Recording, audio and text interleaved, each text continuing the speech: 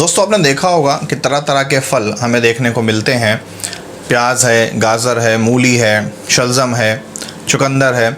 इस तरह के कई ढेर सारे आकार के हमें फल या सब्जियां देखने को मिलती हैं। तो क्या हमने कभी सोचा है कि पौधे के तो 3 ही भाग होते हैं, जड़, तना और पत्ती। तो ये अलग अलग रूप के फल या ऐसी सब्जियां हमें कैसे मिलती हैं। तो ये जो सब्जियां आपको दिखती हैं, ये सब्जियां जड़ों या तनों का रूपांतरण है। यानी कि जब भी कोई मॉडिफिकेशन हो जाता है, नवीनीकरण हो जाता है जड़ में या तने में, तो इस तरह के ऐसे फल या सब्जियां हमें देखने को मिलती हैं। तो दोस्तों मैं हूं जितेंद्र मिश्रा, ब्रिलियंट विजन में आपका स्वागत करता हूं। लास्ट वीडियो में हम लोगों ने स्टडी की थी पत्तियों के प्रकार यानी leaf system of the plant, जिसमें हमने सरल पत्ती यानी सिंपल लीफ, संयुक्त पत्ती यानी कंपाउंड लीव्स और इनके लगने का क्रम और इनके प्रकार की डीप स्टडी की थी। अगर आपने वो वीडियो देखी है तो बहुत अच्छी बात है, क्योंकि आपको ये वीडियो समझ में आएगी। अगर नहीं देखी है तो प्लीज़ उसको ज़रूर देख लीजिएगा, आपके लिए मोस्ट इंपॉर्टेंट भी है। मैंने इसका लिंक आई बटन में दे रखा है, जिसमें जा करके आप उसको देख लीजिएगा। तो आज हम स्टडी करते हैं मॉडिफिकेशन इन रूट्स, यानी पौधों की जड़ों में किस तरह का रूपांतरण होता है। तो आपने देखा होगा कि पौधे भोजन के संचय के लिए यानी स्टोरेज ऑफ एनर्जी और on the basis of function यानी कार्य के आधार पर और ऊर्जा संचय के आधार पर पौधे अपनी जड़ों में तरह तरह का रूपांतरण करते हैं। इसी को मॉडिफिकेशन ऑफ रूट्स बोलते हैं। हमें मालूम है कि पौधों में जड़ें जो होती हैं 2 तरह की होती हैं, एक होती है मूसला जड़ और एक होती है अपस्थानिक जड़। तो जो मॉडिफिकेशंस पाया जाएगा यानी रूपांतरण पाया जाएगा वो भी 2 प्रकार का होगा, एक टैप रूट में यानी मूसला जड़ों में और एक एडवेंशियस रूट में यानी अपस्थानिक जड़ों में। तो अब स्टडी करते हैं इनकी। पौधों में क्रियाओं एवं एनर्जी स्टोरेज के बेस पर 3 तरह के रूपांतरण देखे जाते हैं। पहला होता है जड़ों का रूपांतरण, जिसको मॉडिफिकेशन ऑफ रूट्स या इन रूट्स कहते हैं। दूसरा होता है तने का रूपांतरण, जिसको हम मॉडिफिकेशन ऑफ स्टेम्स कहते हैं। और तीसरा होता है पत्तियों का रूपांतरण, जिसको हम मॉडिफिकेशन इन लीव्स कहते हैं। तो सबसे पहले हम स्टडी करते हैं मॉडिफिकेशन इन रूट्स यानी जड़ों का रूपांतरण। हमें पता है कि जो पौधे का जो भी भाग भूमि के भीतर रहता है यानी जो भी जियो निगेटिव होता है, यानी कि निगेटिव यानी ऋणात्मक गुरुत्वानुवर्तन गति करता है। इसका हिंदी मतलब समझ लीजिए, जो भी पौधे का भाग गुरुत्व की ओर यानी पृथ्वी की ओर गति करता है उसको गुरुत्वानुवर्तन गति कहते हैं, या इंग्लिश में बोलते हैं जियोट्रॉपिज्म। तो अगर कोई पौधे का भाग पृथ्वी की तरफ जा रहा है तो वो जियोट्रॉपिज्म पॉजिटिव है, हिंदी में धनात्मक गुरुत्वानुवर्तन गति कर रहा है, यानी वो पृथ्वी की ओर जा रहा है। अगर पौधे कोई भाग ऊपर की ओर गति कर रहा है यानी पृथ्वी के विपरीत, तो उसको ऋणात्मक गुरुत्वानुवर्तन गति या निगेटिव जियोट्रॉपिज्म कहते हैं। तो जड़ जो होते हैं यह हमारे पॉजिटिव होते हैं, भूमि की ओर यानी भूमि की ओर गति करते हैं। तो ये पौधे, इनके अंदर जड़ों में जो जाइलम होता है ये भूमि के अंदर से जल व खनिज लवण का अवशोषण करके पौधे के समस्त भागों तक पहुंचाता है, जिससे पूरे पौधे के सभी भाग को जल व खनिज लवण मिल पाता है। तो इन जड़ों में जो रूपांतरण होता है ये 2 तरह का होता है, क्योंकि जड़ भी 2 तरह के होते हैं। एक होता है मूसला जड़ों में रूपांतरण और एक होता है अपस्थानिक जड़ों में रूपांतरण। तो सबसे पहले हम स्टडी करते हैं मूसला जड़ों में रूपांतरण। मूसला जड़ें खाद्य पदार्थों के संचय, जिसको आप फूड स्टोरेज कहते हो, उसके कारण फूल कर मोटी हो जाती हैं और अनेक अनेक आकार में बदल जाती हैं। तो उनके आकार के आधार पर मूसला जड़ों में इन 4 प्रकार का रूपांतरण पाया जाता है। पहला होता है शंकु रूप जड़ें, जिसको हम इंग्लिश में कॉनिकल रूट्स बोलते हैं। दूसरा होता है कुंभी रूप जड़ें, जिसको हम नेपिफॉर्म रूट्स बोलते हैं। तीसरा होता है फ्यूजिफॉर्म रूट्स और चौथा होता है कंदिल जड़ें, जिसको हम ट्यूबरस रूट्स बोलते हैं। तो 1 बाय 1 हम इनके डिस्कस करते हैं। तो जो शंख रूप जड़ें होती हैं, ऐसी जड़ें ऊपर आधार पर बेस पर मोटी होती हैं और जैसे जैसे नीचे होती जाती हैं वो पतली होती जाती हैं। आपने गाजर देखा होगा कि गाजर में ऊपर का हिस्सा मोटा होता है और नीचे का हिस्सा पतला होता है। तो ऐसी ही जड़ों को हम शंख रूप जड़ें यानी कोनिकल रूट्स कहते हैं। और आपने फिजिक्स में या मैथ्स में कोन्स को देखा होगा, ये कोन्स ऊपर चौड़े होते हैं और नीचे पतले होते जाते हैं। आपने आइसक्रीम खाई होगी, आइसक्रीम का जो कप कोन होता है उस कोन को भी अगर आपने देखा हो तो ऊपर का हिस्सा गोल गोल चौड़ा और नीचे पतला होता जाता है, जिस कोन में आइसक्रीम भर करके हम आप इंजॉय करते हैं। अब डिस्कस करते हैं कुंभी रूपी जड़ें, जिसको हम नेपिफॉर्म रूट्स कहते हैं। नेपी नाम के वर्ड का मतलब होता है घड़ा। आप लोगों ने घड़ा देखा होगा, बेस पे वो फूल का लट्टू जैसा मोटा हो जाता है। तो जो भी जड़ें इस आकार को ग्रहण कर लेती हैं उन जड़ों को हम कुंभी रूप जड़ें कहते हैं, जिसको इंग्लिश में नेपीफॉर्म कहते हैं। जैसे आपने शलजम देखा होगा, शलजम आपका गोल गोल सा लट्टू जैसा होता है और नीचे हल्का सा नुकीला जैसा हिस्सा होता है, इसीलिए इसकी बनावट के आधार पर इसको हम नेपीफॉर्म यानी कुंभी रूप कहते हैं। ऐसी जो भी सब्जियां आपको दिखें वो जान जाइएगा कि वो मूसला जड़ों में कुंभी रूप जड़ के रूप में आपके सामने हैं। अब डिस्कस करते हैं कि फ्यूजिफॉर्म रूट्स क्या होती हैं। इनमें ऊपरी भाग जो होता है वो मोटा होता है, लेकिन शुरुआत हल्की सी पतली होती है, यानी एकदम शुरुआत हल्की सी सकरी, उसके बाद मोटा और नीचे आते आते पतला होता जाता है। ऐसे बनावट को हम फ्यूजिफॉर्म कहते हैं और इस प्रकार की जड़ें फ्यूजिफॉर्म रूट्स कहलाती हैं। जैसे आपने मूली को एंजॉय किया होगा, तो अगर मूली आपके दिमाग में आ रही हो तो मूली का शुरुआत जो होता है ऊपर से जहाँ पत्ती लगी होती है वो हिस्सा हल्का सा सकरा होता है, उसके बाद का हिस्सा मोटा होता है और नीचे आते आते पतला होता जाता है। इसी को हम बोलते हैं फ्यूजिफॉर्म रूट्स। अब डिस्कस करते हैं नंबर 4, कंदिल जड़ें, जिसको हम ट्यूबरस रूट्स बोलते हैं। ट्यूबरस की मीन ट्यूब के आकार का, यानी ना कोई आकार नहीं होता, ये फूली होती हैं और फूल का किसी भी आकार की हो सकती हैं, इसीलिए इनका नाम है कंद। अगर आपने को ध्यान हो तो जो मर्यादा पुरुषोत्तम प्रभु श्री राम जी थे, जब ये 14 वर्ष के वनवास के लिए गए थे तो इन्होंने वन में कंद मूल खाए थे। शब्दों पे ध्यान दीजिए, कंद मूल, कंद मीन ट्यूबरस और मूल का मतलब जड़ें। इन्होंने इन्हीं ट्यूबरस रूट्स को खाया था। जैसे आप आलू खाते हो, जैसे आप घुइया खाते हो या जिमीकंद खाते हैं, ये सारी चीज़ें क्या हैं, ये ट्यूबरस रूट्स को रखती हैं। ऐसे ही एक 4 बजे वाला फूल का पौधा है जिसको हम 4 o'clock प्लांट बोलते हैं। ऐसा इसलिए क्योंकि उसमें अधिकांश लाल रंग के फूल 4 पत्तियों वाले होते हैं और लगभग 4 बजे शाम के आसपास उसमें फूल आता है। तो उसकी जो जड़ें होती हैं वो भी फूल कर ऐसे होती हैं, इसीलिए उसका नाम है कंदिल जड़ें यानी ट्यूबरस रूट्स। तो अब हम डिस्कस करते हैं अपस्थानिक जड़ों में रूपांतरण यानी ट्रांसफॉर्मेशन या मॉडिफिकेशन इन एडवेंशियस रूट्स। अब इस अपस्थानिक जड़ों में जो मॉडिफिकेशन होता है उसके बेस पर ये जड़ें 16 प्रकार की होती हैं, जिनमें से 12 प्रकार की जड़ों को मैंने बोर्ड पर एक्सप्लेन किया है। बोर्ड क्लीन होने के बाद बाकी 4 आपको और एक्सप्लेन करूँगा। सबसे पहले बात करते हैं कि पहली होती है गुच्छित जड़ें, जिनको हम बोलते हैं फैसिकुलेटेड रूट्स। दूसरा होता है ट्यूबरस रूट्स, जिसको हम कंदिल जड़ें कहते हैं, अभी हमने मूसला में पढ़ा भी था। तीसरा होता है ग्रंथिल जड़ें, जिनको हम ग्लैंडुलर रूट्स बोलते हैं, ग्लैंड जैसे हमारी बॉडी में ग्रंथियाँ होती हैं। नेक्स्ट है मालाकार जड़ें, ये है बीडेड रूट्स। नेक्स्ट है वलयित जड़ें, वलय के आकार के छल्ले नुमा, इनको बोलते हैं एनुलेटेड रूट्स। नेक्स्ट है जटा मूल जड़ें, जिसको हम स्टिल्ट रूट्स कहते हैं। नेक्स्ट है अवस्तंभ जड़ें, जिसको हम प्रॉप रूट्स कहते हैं। नेक्स्ट है आरोही जड़ें, जिसको हम क्लाइंबिंग रूट्स कहते हैं। अगला है पुस्ता जड़ें, जिसको हम बटरस रूट्स कहते हैं। नेक्स्ट है परजीवी जड़ें, जिसको हम पैरासिटिक रूट्स कहते हैं। नेक्स्ट है प्लावी जड़ें, जिसको हम फ्लोटिंग रूट्स कहते हैं। श्वसन जड़ें, जिसको हम रेस्पिरेटरी रूट्स कहते हैं।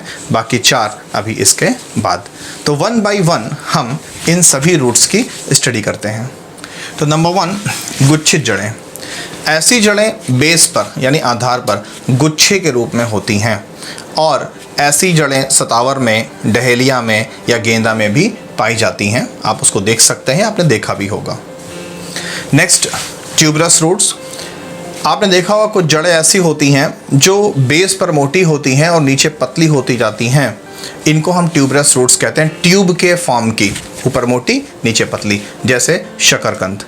ऐसा भी आपने मूसला जड़ों में गाजर के बारे में पढ़ा था, मगर ये अपस्थानिक जड़ों के रूपांतरण हैं।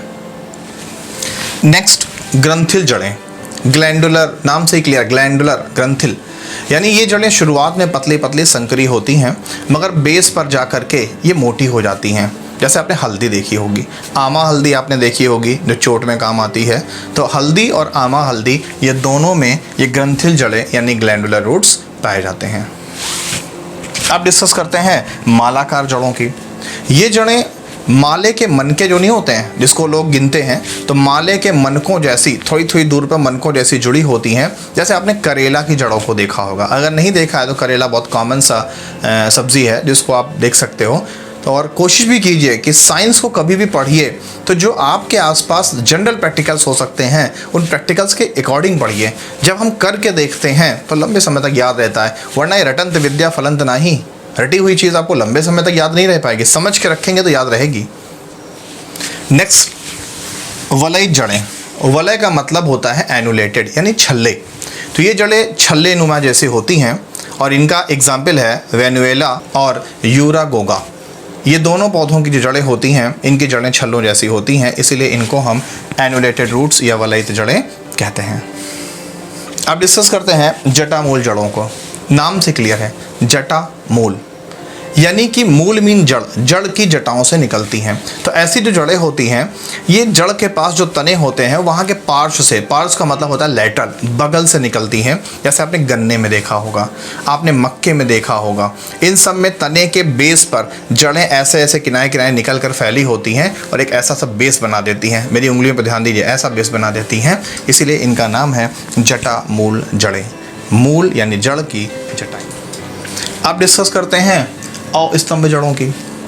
ये जड़ें तने से निकलती हैं और तने से लटकती हुई भूमि के अंदर प्रवेश कर जाती हैं और ये तना वापस जड़ में परिवर्तित हो जाता है, इसलिए इनका नाम है अवस्तंभ जड़ें, क्योंकि ये स्तंभ है यानी स्टेम का हिस्सा है, तने का भाग है। ऐसा आपने बहुत कॉमनली बरगद में देखा होगा कि बरगद के लंबी लंबी लताएं निकलती हैं, मजबूत होती हैं और वो कुछ लंबे समय के बाद ज़मीन के भीतर घुस जाती हैं और एक मजबूत खंभे जैसा पेड़ को सपोर्ट करती हैं। तो ये भी अपस्थानिक जड़ों का एक रूपांतरण है जिसको हम अवस्तंभ जड़ें या प्रॉप रूट्स कहते हैं।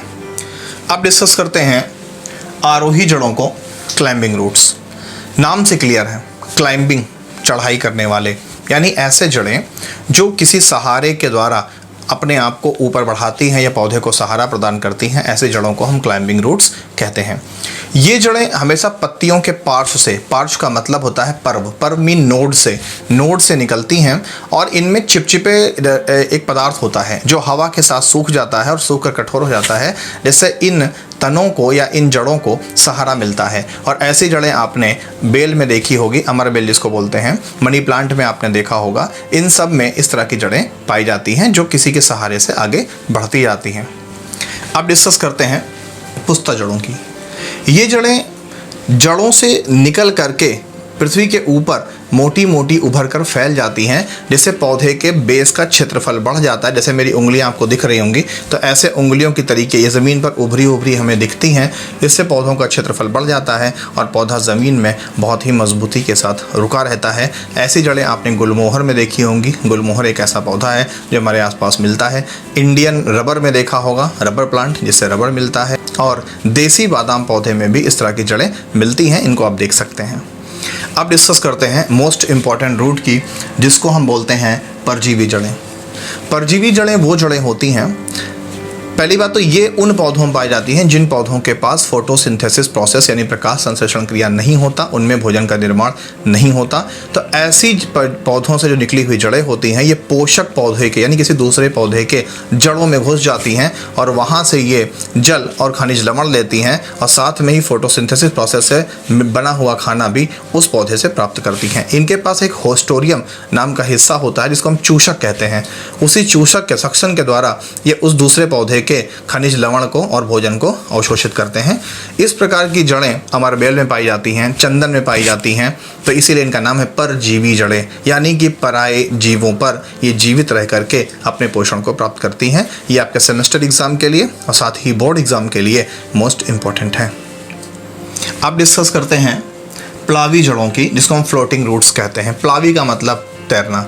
तो कुछ ऐसे पौधे होते हैं जिनके जो तने होते हैं, जो पानी में फैले हुए तने होते हैं, उन तनों से रोम युक्त हेयर लाइक कुछ रूट्स निकल आती हैं और ये रूट्स उसी पानी से जल और खनिज का अवशोषण करने लगती हैं और साथ में ही पौधों को तैरने में मदद करती हैं। इसीलिए इन जड़ों को हमने प्लावी जड़ें कही हैं। और ऐसी जड़ें आपने सिंघाड़ा में बहुत ही कॉमनली देखा होगा और सिंघाड़ा का पौधा आपने तालाब में भी और अपने घरों में भी सिंघाड़ा आपने खाया होगा। नेक्स्ट, मोस्ट इम्पॉर्टेंट जड़ का डिस्कशन करते हैं। ये टिप्पणी में, कमेंट्स में ज़रूर पूछा जाता है और कंपटीशन में भी पूछा जाता है, और वो है श्वसन जड़ें, जिनको हम रेस्पिरेटरी रूट्स कहते हैं। ऐसे पौधे जो दलदली स्थानों पर पाए जाते हैं। तो दलदली स्थानों पर कार्बनिक पदार्थों के सड़ने से मीथेन नाम की गैस बहुत ज़्यादा बनती है, इसको याद रखिएगा। तो मीथेन गैस की मात्रा वहाँ ज़्यादा होती है और इन पौधों को ऑक्सीजन नहीं मिल पाता, तो इन पौधों की जड़ें ऑक्सीजन के खोज में ज़मीन से ऊपर निकल आती हैं और बाहर आकर के श्वसन क्रिया करती हैं, आवश्यकता अनुसार कार्बन डाइऑक्साइड और ऑक्सीजन को अपने अंदर स्टोर करती हैं, यानी संवहन करती हैं। तो चूंकि ये सांस लेने कार्य कर रही हैं, इसलिए ऐसी जड़ों को हम श्वसन जड़ें या रेस्पिरेटरी रूट्स कहते हैं। ऐसा आपने राइजोफोरा नाम के पौधे में देखा होगा। मैंग्रोव वनस्पतियों में भी इस प्रकार की जड़ें पाई जाती हैं और ये मोस्ट इंपॉर्टेंट है, मैं 2 बार बोल चुका हूँ। नेक्स्ट मोस्ट इम्पॉर्टेंट जड़ की स्टडी करते हैं और उस जड़ का नाम है अधिपादप जड़ें। अधि मीन हाफ और पादप मीन प्लांट्स। ये ऐसे पौधे होते हैं जो पूर्ण पौधे नहीं होते हैं, यानी उनमें जड़ का अभाव होता है और ऐसी दशा में ये पौधे किसी दूसरे पेड़ के आसपास लटके होते हैं और इनकी तनों से कुछ वायवीय शाखाएं निकलती हैं जो ज़मीन से और हवा में मौजूद जो जल और खनिज लवण है और नमी है, इसको अवशोषित करती हैं। ऐसी लटकती हुई जड़ों को हम वेलामेन टिश्यू, हिंदी में वेलामेन ऊतक कहते हैं, जैसे वेंडा और आर्किड नाम के पौधे की जड़ें। मोस्ट इम्पॉर्टेंट है कि वेलामेन ऊतक कहाँ पाया जाता है या वेलामेन टिश्यू कहाँ पाया जाता है।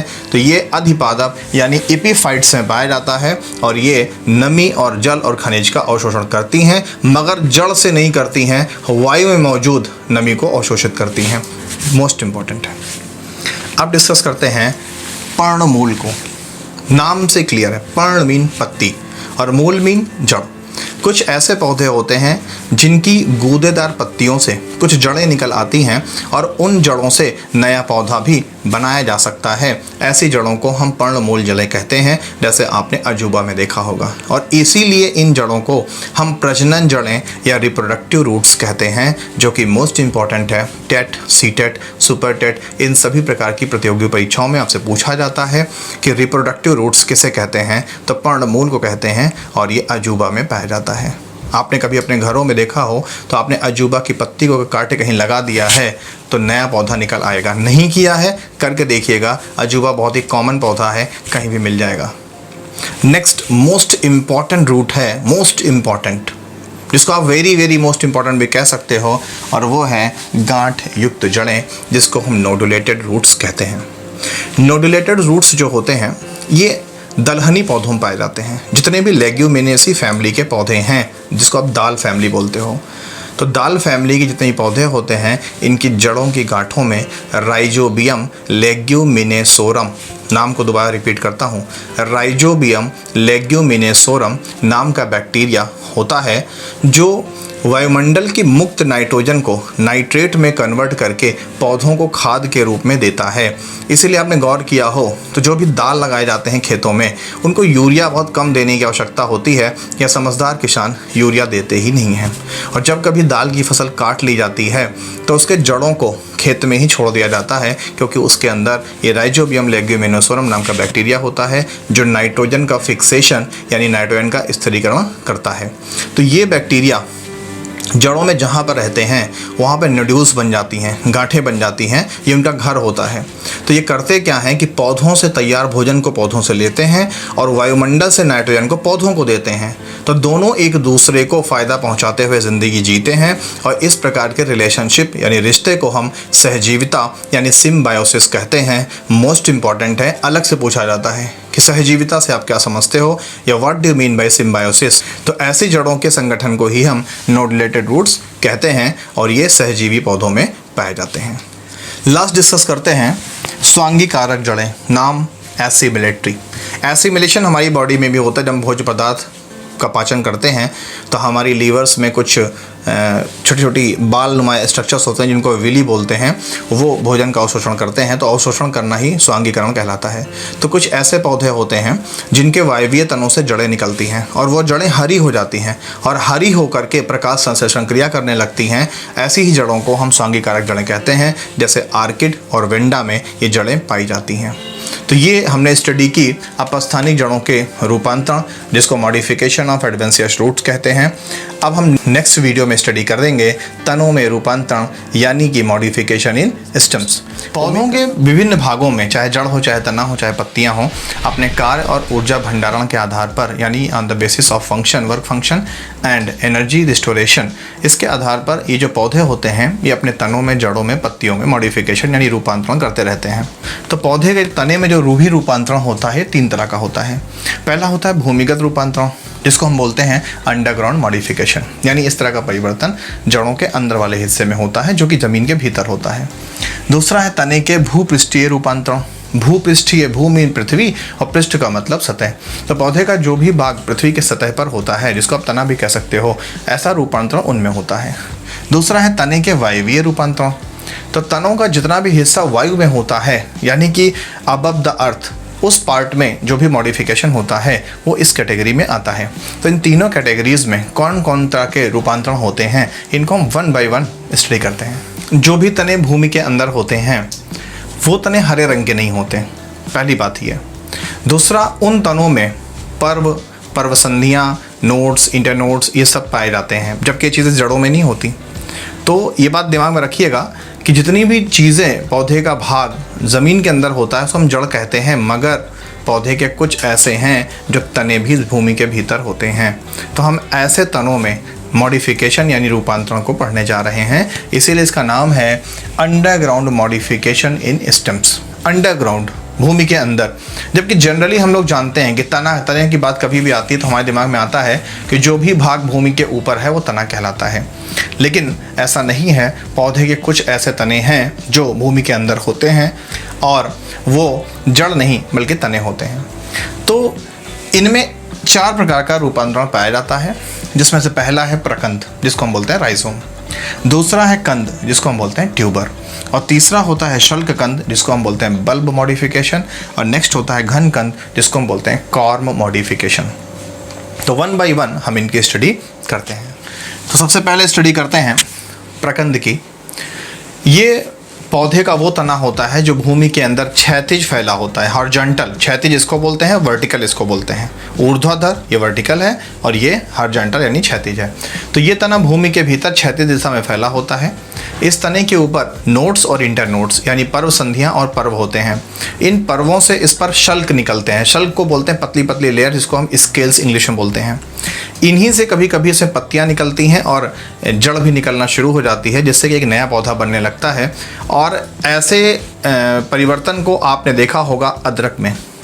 अदरक में इसी प्रकार की जड़ पाई जाती है। तो अदरक क्या है? अदरक एक तना है जो कि प्रकंद कहलाता है। ये आपसे एग्जाम में पूछा भी जाता है कि किसी प्रकंद का उदाहरण दीजिए। तो प्रकंद अदरक है, हल्दी है, अरारोट है, ये मोस्ट इंपॉर्टेंट है, आपसे पूछा जाता है 1 नंबर में। आप डिस्कस करते हैं कंद यानी ट्यूबर की। अभी आपने जड़ों के रूपांतरण, पिछले वीडियो में आपने जड़ों के रूपांतरण में भी कंदिल जड़ें पढ़ी थी। यहाँ पर हम कंदिल तने की बात करते हैं। तो कंद जो होते हैं ये ऐसे तने भूमिगत होते हैं और इनमें जहाँ पर तने की वृद्धि खत्म होती है वहीं पर हमें फूली हुई मोटी मोटी संरचनाएं मिलती हैं और इन्हीं को हम कंद कहते हैं। और इन कंदों के ऊपर बड्स होते हैं। बड्स को हम बहुत देहाती भाषा में आँख कहते हैं। और इन्हीं आँखों से नए पौधे यानी इन बर्ड्स से नए प्लांट्स का डेवलपमेंट होता है। जैसे आलू में आपने देखा होगा, और कभी भी आलू की खेती की जाती है तो आलू की आँखों को, जो आलू में छोटे छोटे गड्ढे होते हैं, इनको आँख बोलते हैं। इन्हीं आँखों को लगा करके नए आलू के पौधे बनाए जाते हैं। तो यह है कंद। नेक्स्ट स्टडी करते हैं शल्क कंद, जिसको हम बल्ब कहते हैं। इस प्रकार के भूमिगत तने में जो पौधा होता है इसमें एक सेंटर भाग के चारों ओर शल्क पत्र लग जाते हैं। शल्क पत्र को आप गूदेदार पत्तियां भी कह सकते हो, जैसे आपने प्याज में देखा होगा। अगर हम प्याज को कभी खोलते हैं तो पतली पतली जो प्याज में लेयर्स निकलती हैं उसी को हम शल्क कंद कहते हैं। और प्याज की संरचना भी कैसी है? बल्ब का एग्जाम्पल है। तो बल्ब आपको समझ में आया होगा कि किसी भी पौधे के तने के सेंटर भाग के चारों ओर पतली पतली पत्तियां गूदेदार लग जाएं, जिसको हम शल्क पत्र या बल्ब कहते हैं। तो ऐसे ही संरचना को हम बल्ब कहते हैं। अब डिस्कस करते हैं घन कंद की। घन कंद गोल गूदेदार भूमिगत तना होता है जो सदैव ऊपर की ओर वृद्धि करता है और इसमें ऊपर का हिस्सा और बेस नीचे का हिस्सा चपटा होता है और इसकी हम सब्जियां बना के भी खाते हैं, जैसे घनकंद जिसको आप जिमी कंद भी कहते हो, और ऐसा कुछ जगहों पर दिवाली के दिन इसकी सब्जी भी बनाई जाती है। अब हम तने में जो दूसरा रूपांतरण था जिसको हम भूपृष्ठीय रूपांतरण या sub aerial modification of stem कहते थे, उसकी स्टडी करते हैं। ऐसे तो तने होते हैं, ये भूमि के अंदर होते हैं मगर बहुत अंदर नहीं होते, लगभग भूमि की सतह पर होते हैं, और ऐसे तनों से कायिक प्रवर्धन के द्वारा नए पौधे की उत्पत्ति होती है। और कायिक प्रवर्धन एक ऐसी प्रक्रिया है जिसमें अलैंगिक जनन होता है, एसेक्सुअल रिप्रोडक्शन होता है। ये एसेक्सुअल रिप्रोडक्शन क्या है, आगे के लेसन्स में हम लोग स्टडी करने वाले हैं, जो है पौधों का प्रजनन। तो अभी यहाँ पर बस आप जानिए कि जो कायिक प्रवर्धन होता है ये एसेक्सुअल रिप्रोडक्शन यानी हिंदी में अलैंगिक जनन का एक प्रकार होता है, जिससे नए नए पौधे उत्पन्न होते हैं। तो ये निम्न प्रकार के होते हैं। पहला है ऊपर भूस्तरी जिसको हम बोलते हैं रनर स्टेम्स। दूसरा होता है विरोहक जिसको हम स्टोलन बोलते हैं। नेक्स्ट होता है भूअस्तारिका, इसको हम ऑफसेट बोलते हैं। और नेक्स्ट होता है अंतः भूअस्तारी, इसको हम सकर बोलते हैं। तो वन बाय वन हम इनकी स्टडी करते हैं। तो सबसे पहले डिस्कस करते हैं ऊपर भ्रस्तारी जिसको बोलते हैं रनर। कुछ पौधे ऐसे होते हैं जैसे खट्टी बूटी जिसको हम लोग काली मकैया भी कहते हैं। तो खट्टी बूटी के जो पौधे होते हैं इनमें पत्तियों की कक्षस्थ कलिका से कुछ शाखाएं निकलती हैं जो भूमि की सतह पर ऐसे बढ़ती चली जाती हैं। जैसे आपको ये दिख रहा होगा कि ये शाखा भूमि की सतह पर बढ़ती जा रही है, और इन शाखाओं में जगह जगह पर छोटे छोटे जड़ निकलते आते हैं। जैसे मान लो यहाँ पे एक जड़ निकला है, यहाँ पे भी जड़ निकला है, और इस तरह से ये शाखाएं ज़मीन पर ऐसे फैलती चली जाती हैं। कभी कभी ये शाखाएं बीच से टूट भी जाती हैं, तो चूंकि इनके पास जड़ होती है इसलिए ये स्वतंत्र पौधे के रूप में अपने अस्तित्व को बनाए रखती हैं। और इस तरह से एक शाखा लंबे समय के बाद टुकड़े टुकड़े में टूटकर कई ढेर सारे पौधों को जन्म देती हैं। ये एसेक्सुअल रिप्रोडक्शन यानी कि अलैंगिक जनन का एक प्रकार भी है जो पौधों में जनन क्रिया द्वारा उनके अस्तित्व को बनाए रखने में मदद करता है। साथ ही ये तने का एक विशेष रूपांतरण है, और नाम भी है इसका ऊपरी भ्रस्तारी यानी भूमि के ऊपर दौड़ते रहना, इंग्लिश में रनर। अब डिस्कस करते हैं विरोहक जिसको हम स्टोलन बोलते हैं। तो कुछ ऐसे पौधे होते हैं जिनके तने के आधार से कुछ तने निकलते हैं। जैसे मान लीजिए कि ये एक पौधा है और इसके तने के आधार से, ये तना है ना, इसके आधार से यहाँ पर इसके तने से कुछ शाखाएं निकलती हैं जो कुछ दूरी तक ऊपर उठ रही होती हैं, फिर जाके भूमि में छू जाती हैं, और जिस स्थान पे भूमि को टच करते हैं यहाँ पर इनसे झकड़ा जड़ें निकल आती हैं जिनको हम एडवेंशियस रूट कहते हैं। और फिर कुछ दूरी पर ये ज़मीन से ऊपर होती हैं, फिर ज़मीन को टच करती हैं, फिर इनसे भी झकड़ा जड़ें निकल आती हैं। इस तरह से ये आगे बढ़ती जाती हैं और इनमें जड़ें निकलती रहती हैं, और इन्हीं जड़ों से नए नए पौधे निकलते रहते हैं। इसीलिए ये भी एक अलैंगिक जनन का प्रकार होता है। और ऐसे तनों को हम विरोहक तने कहते हैं जो ज़मीन से थोड़ा सा ऊपर उठ के ज़मीन को टच करते हैं, जड़ बनाते हैं, फिर टच करते हैं, जड़ बनाते हैं, फिर कुछ दूरी पर टच करते हैं, जड़ बनाते हैं। इस तरह से नए नए पौधे निकलते चले जाते हैं। जैसे जंगली स्ट्रॉबेरी, ये जंगली स्ट्रॉबेरी में पाया जाता है। अब डिस्कस करते हैं भूस्तारिका जिसको हम ऑफसेट बोलते हैं। ये भी विरोहक जैसी ही होती हैं, और इनमें होता क्या है कि पौधे के तने से एक कुछ हिस्सा आगे बढ़ता है और इसके पास फूल निकल आता है, और इस फूल से नीचे कुछ जड़ें विकसित हो जाती हैं जिनको हम झकड़ा जड़ें कहते हैं। इसके कुछ दूरी के बाद फिर तने पर फूल विकसित हो जाता है, और इस फूल के नीचे फिर जड़ें निकल आती हैं, और फिर कुछ दूरी के बाद फूल बन जाता है, और फूल से फिर कुछ जड़ें निकल आती हैं। और ये सारे स्ट्रक्चर्स धीरे धीरे अलग हो जाते हैं और हर एक नए पौधे को जन्म देता है। तो ये भी एक प्रकार का तने का मॉडिफिकेशन है, साथ ही ये अलैंगिक जनन का एक प्रकार है। अब लास्ट डिस्कशन करते हैं अंतः भूअस्तारी जिसको बोलते हैं सकर्स। अंतः मीन अंदर, भू मीन पृथ्वी, अस्तारी मतलब अस्तर पर चलने वाले। यानी ऐसी जड़ें क्या होती हैं कि मान लीजिए कि ये एक पौधा है और इस पौधे का ये जड़ है और ये भूमि का लेवल है, तो इसकी जड़ें अंदर ही अंदर पार्श्व से निकलकर कुछ दूरी पर जाकर भूमि को टच करेंगी और यहाँ पर झकड़ा जड़ का निर्माण करेंगी और एक नया पौधा यहाँ पर बना देंगी। कुछ दूरी के बाद फिर इस जड़ की पार से जड़ें निकलेंगी, कुछ दूरी पर जाने के बाद भूमि को टच करेंगी और टच करके यहाँ पर भी झकड़ा जड़ों का निर्माण कर देंगी और एक नया पौधा बन जाएगा। जो काम अभी ये भूमि के ऊपर कर रहा था वही काम ये भूमि के नीचे कर रहे हैं। ये है भूमि, ये है उनकी जड़ें और ये है नए नए पौधे। तो ऐसे मॉडिफिकेशन को हम अंतः भूअस्तारी या सकर कहते हैं। ये भी तने का एक विशेष मॉडिफिकेशन है। और इस प्रकार का जो मॉडिफिकेशन होता है ये पुदीना में, गुलदाउदी में, केला में, अनानास में पाया जाता है और ये पौधे ऐसे ही विकसित होते हैं और ऐसे ही अपने अस्तित्व को बनाए रखते हैं। अब हम स्टडी करते हैं तने के मॉडिफिकेशन का जो तीसरा प्रकार था, stem aerial modification of the root, यानी तने के वायवीय रूपांतरण की बात करेंगे हम। ये रूपांतरण ये 5 प्रकार के होते हैं। इनमें से पहला है तना प्रतान, जिसको हम स्टेम टेंड्रिल बोलते हैं। दूसरा है कांटे, जिसको हम थॉर्न्स बोलते हैं। नेक्स्ट है पर्णाभ स्तंभ, जिसको हम फाइलोक्लेड बोलते हैं। नेक्स्ट है पर्णाभ पर्व, जिसको हम क्लैडोड बोलते हैं। और लास्ट है पत्र प्रकलिका, जिसको हम बल्बिल बोलते हैं। इन 5 में से ये 2 मोस्ट इम्पॉर्टेंट हैं जो हर कॉम्पिटिशन्स में और आपके सेमेस्टर एग्ज़ाम में आपसे पूछे जा सकते हैं। तो सबसे पहले स्टडी करते हैं तना प्रतान, जिसको हम स्टेम टेंड्रिल कहते हैं।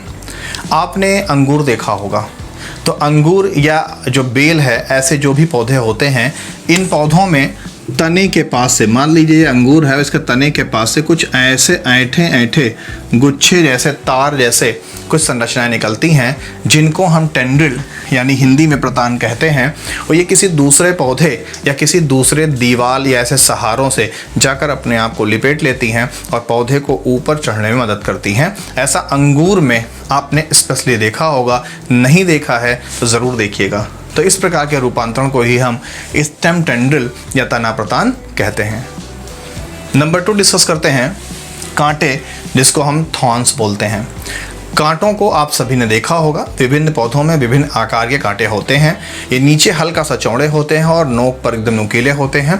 ये कांटे तने का ही एक रूपांतरण है जो पौधे को अन्य जीवों से रक्षा भी करते हैं, साथ ही पौधों में जल की हानि को संभालते हैं, जल के कमी को बैलेंस करते हैं और सूरज से होने वाली वाष्पोत्सर्जन क्रिया को भी कुछ हद तक नियंत्रित करते हैं।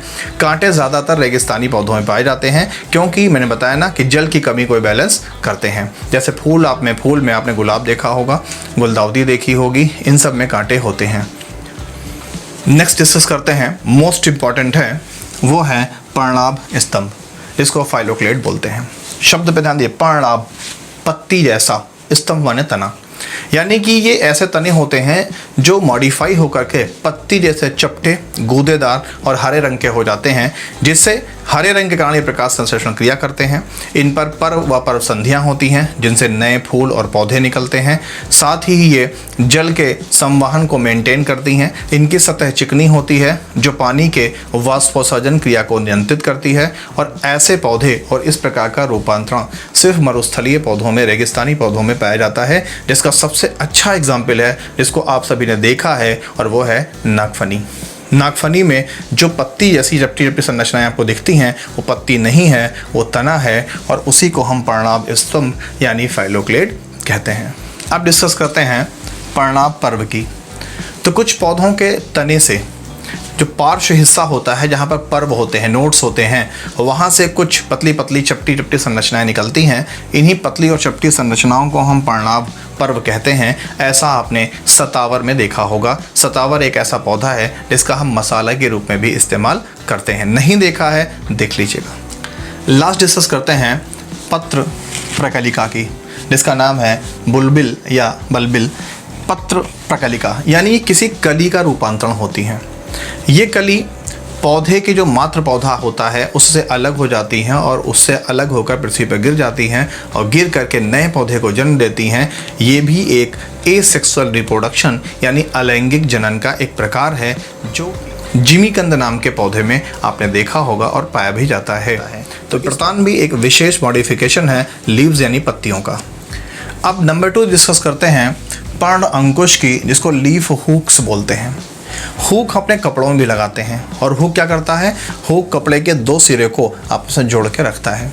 वैसे ही जैसे बिगोनिया नाम का पौधा है, इसकी पत्तियों के टॉप पर कुछ ऐसे हुक जैसी संरचनाएं बन जाती हैं जो इसको दूसरे पौधे पे फंसाने काम करती हैं, और इन हुक्स के द्वारा ये दूसरे पौधे से फंस जाता है और धीरे धीरे हुक से फंसते फंसते ऊपर की ओर बढ़ता चला जाता है। तो ये जो हुक बने हैं ये पत्तियों का ही रूपांतरण है जो पौधे को सहारा प्रदान करती हैं। नंबर 3 डिस्कशन करते हैं पर्णशूल, लीफ स्पाइंस। नेम से क्लियर है, लीफ मीन पत्तियाँ, स्पाइंस मीन कांटे। कुछ ऐसे पौधे होते हैं जैसे बारबेरी, नहीं देखा आपने, नागफनी देखा होगा आपने। तो ऐसे पौधों की जो पत्तियां होती हैं किनारे पर भी और प्लस ऊपरी सतह पर भी इनमें शूल बन जाते हैं, कांटे जैसे संरचनाएं हो जाती हैं, प्लस किनारे तीखे हो जाते हैं जो इनकी शत्रुओं से रक्षा करते हैं, साथ ही जल की हानि को भी बचाते हैं। तो ऐसे रूपांतरण को ही हम पर्णशूल यानी लीफ स्पाइंस, सरल भाषा में पत्तियों के द्वारा बने हुए कांटे कहते हैं। अब डिस्कस करते हैं शल्क पत्र, जिसको हम स्केल लीव्स कहते हैं। अगर कभी आपने प्याज खाया हो तो प्याज में आपने देखा होगा कि प्याज में जिस भी हिस्से को आप खाते हो वही स्केल्स है, वो शल्क पत्र है। वो होता तो गूदेदार रसीला होता है मगर पत्ती का रूपांतरण होता है। ऐसा क्यों होता है? क्योंकि प्याज का जो पौधा है, ये जो भूमि के अंदर हिस्सा होता है वो तना है, वो जड़ नहीं है। प्याज तने का रूपांतरण है। तो प्याज का जो हिस्सा भूमि के अंदर होता है वहाँ पर एक्सिलरी बड होती है, हिंदी बोलते हैं कक्षस्थ कलिका। इन्हीं कलिकाओं से नए नए पौधे निकलते रहते हैं। तो इस कक्षस्थ कलिका यानी एक्सिलरी बड की सुरक्षा के लिए पत्तियां स्वयं को मॉडिफाई यानी रूपांतरित कर देती हैं और गूदेदार शल्क में कन्वर्ट हो जाती हैं और एक्सिलरी बड को चारों तरफ से ढक लेती हैं। इसीलिए प्याज गोल आकार का होता है। तो ये ही पत्तियों का एक रूपांतरण है जो प्याज में देखने को मिलता है। ये सुरक्षा भी देता है और साथ में इसको हम भोजन या सब्जी के रूप में खाते भी हैं। अब डिस्कस करते हैं फाइलोड की। कुछ पौधों में जो पर्णवृंत होता है, अगर आपको ध्यान हो तो पत्तियों को जहाँ से हम पकड़ते हैं उस डंठल को ही हम पर्णवृंत कहते हैं। और पत्तियों के बीच से एक पतली सी लाइन निकली होती है, उसी के चारों ओर पतली पतली शाखाएं जाल जैसा बनाती हैं। तो इस बीच की लाइन को हम मिड रिब यानी मध्य सिरा कहते हैं। अगर नहीं समझ में आ रहा है तो पत्ती वाले वीडियो को आप देख लीजिएगा। तो कुछ पौधों में ये मिड रिब और ये डंठल होता है जिसको हम बोलते हैं पर्णवृंत, ये मॉडिफाई हो जाती हैं और चपटी हो जाती हैं। होती है गोल गोल है मगर चपटी हो जाती हैं। तो चपटी होकर ये पत्तियों जैसी परिवर्तित हो जाती हैं और पत्तियों का ही सारा कार्य करती हैं। इससे क्या होता है कि जो पत्ती के पर्णक होते हैं वो उस पेड़ से गिर जाते हैं और पानी का नुकसान बहुत कम होता है। तो इस प्रकार का जो मॉडिफिकेशन होता है रेगिस्तानी पौधों में पाया जाता है। अब लास्ट मोस्ट इंपॉर्टेंट डिस्कशन करते हैं घट यानी पिचस की। कुछ ऐसे पौधे जो नाइट्रोजन की कमी वाले स्थान पर पाए जाते हैं। तो ये अपने नाइट्रोजन की कमी को पूरा करने के लिए छोटे छोटे कीड़े मकोड़ों को खाना शुरू कर देते हैं और ऐसे पौधों को हम कीटभक्षी पौधे कहते हैं। छोटे छोटे कीड़े मकोड़ों को इसलिए खाते हैं क्योंकि कोई भी जो जीव होता है उसका शरीर प्रोटीन का बना होता है, उसके शरीर में ज़्यादा हिस्सा प्रोटीन का होता है। तो अगर उस जीव जंतु को ये खाएंगे तो प्रोटीन की कमी इनकी पूरी हो जाएगी। तो उन जीव जंतुओं को फंसाने के लिए इनमें पत्तियाँ घट का रूपांतरण कर देती हैं, यानी घट जैसा बन जाती हैं, घड़े जैसे बन जाती हैं। तो पत्तियों के जो चौड़े हुए भाग पर्णक होते हैं वो ऐसे ऐसे आपस में जुड़ जाते हैं और एक घड़े जैसे संरचना बन जाती है। और जो पत्तियों का पर्णवृंत होता है जिसको आप डंठल कहते हो, वो डंठल टाइट होकर के इस पत्ती को ऐसे खड़े रहने में मदद करता है। और जो पत्ती का सबसे ऊपरी हिस्सा होता है वो इस घट का गेट बन जाता है जिसको बोलते हैं दरवाज़ा। तो ये घट हमेशा ऐसे खुला रहता है जैसे इस ढंग से खुला रहता है। तो जैसे ही इसके अंदर कोई कीट आके बैठेगा तो ये दरवाज़ा ऊपर से बंद हो जाएगा, जो कि पत्ती का पर्णक है। और इस पत्ती के अंदर पाचक एंजाइम्स हैं, छोटे छोटे कांटे लगे होते हैं, उन कांटों में पाचक एंजाइम्स होते हैं।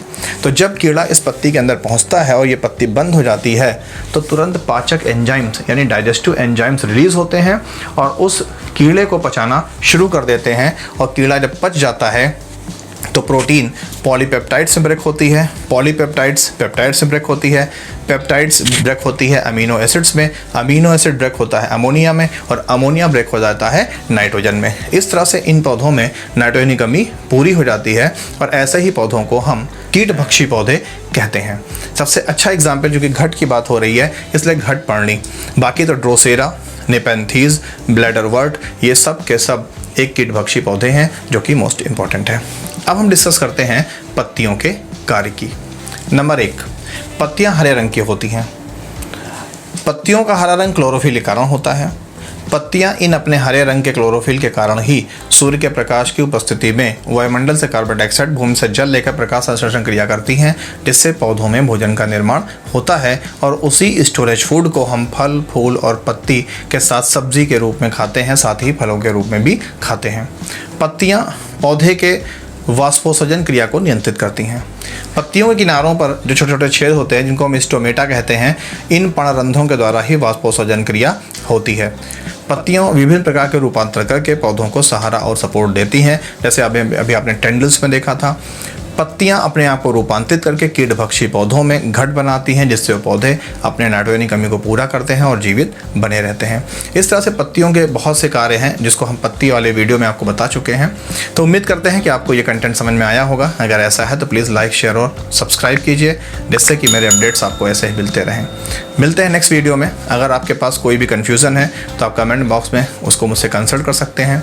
कोई ऐसा टॉपिक आपके पास साइंस में है जिस पर आप मुझसे मदद चाहते हैं या वीडियो चाहते हैं तो कृपया उसको भी मुझसे शेयर कीजिए, जिससे मैं आपके उस वीडियो या उस कंटेंट पर वीडियो आपको दे सकूं। Thank you.